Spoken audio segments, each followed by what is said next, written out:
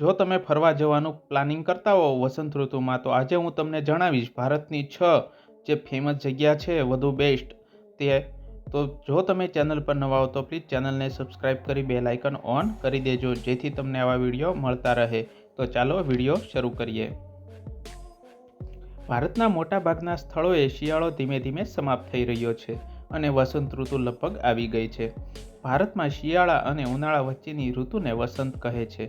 વસંતની ઋતુ લાંબી ચાલતી નથી, તેથી લોકો ઘણીવાર ઉનાળાની ઋતુ આવે તે પહેલાં નાની ટ્રીપ પર જવાનો પ્લાન બનાવે છે. જો તમે પણ વસંત ઋતુમાં ફરવા જવાનું પ્લાનિંગ કરો છો, તો અહીં કેટલાક સ્થળોની લિસ્ટ આપી છે જ્યાં તમે ફેમિલી ટ્રીપ પણ પ્લાનિંગ કરી શકો છો. પહેલું છે કાશ્મીર. તમે ચિત્રમાં જોઈ શકો છો કે કાશ્મીર કેટલું સુંદર છે. તો તે શેના માટે છે, તો ચાલો જોઈએ. પૃથ્વી પરનું સ્વર્ગ એટલે કે પ્રખ્યાત કાશ્મીરનું હવામાન વસંત ઋતુ દરમિયાન માર્ચથી મેની શરૂઆત સુધી ખૂબ જ સારું રહે છે. આ સમય દરમિયાન તમે કાશ્મીર તેમજ શ્રીનગરના ઇન્દિરા ગાંધી મેમોરિયલ ટ્યુલિપ ગાર્ડનમાં પણ ખીલેલા ટ્યુલિપ્સથી તમારું દિલ જીતી શકો છો. તો આ રીતે તમે કાશ્મીરનું પણ પ્લાનિંગ કરી શકો. બીજું છે શિલોંગ, મેઘાલય, જે મેઘાલયમાં આવેલું છે. પૂર્વ સ્કોટલેન્ડ તરીકે ઓળખાતું શિલોંગ વસંત ઋતુમાં ખૂબ જ આનંદદાયક હોય છે. જ્યારે અહીં રેડોડેન્ડ્રોન અને ઓર્કિડના ફૂલો ખીલે છે, ત્યારે આખું શહેર ખૂબ જ સુંદર લાગે છે. ત્રીજું છે મુન્નાર, કેરળ, જે ચાના બગીચાઓ માટે પણ ફેમસ છે. તો ચાલો જોઈએ. ચાના બગીચા અને હરિયાળી માટે પ્રખ્યાત મુન્નાર વસંત ઋતુ દરમિયાન સ્વર્ગમાં ફેરવાઈ જાય છે. આ સિઝનમાં અહીંનું તાપમાન 19°C થી 35°C વચ્ચે રહે છે. તમે અહીં પહાડોની સાથે હરિયાળીનો આનંદ માણી શકો છો.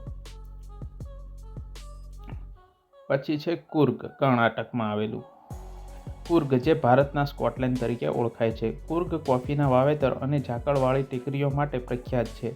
વસંત ઋતુમાં અહીંની પહાડીઓ કોફીના ફૂલોની સુગંધ અને કોફીની ઝાડીઓને આવરી લેતા સફેદ ફૂલોની ચાદર પાથરી હોય છે તેવા સુંદર નજારા જોવા મળે છે.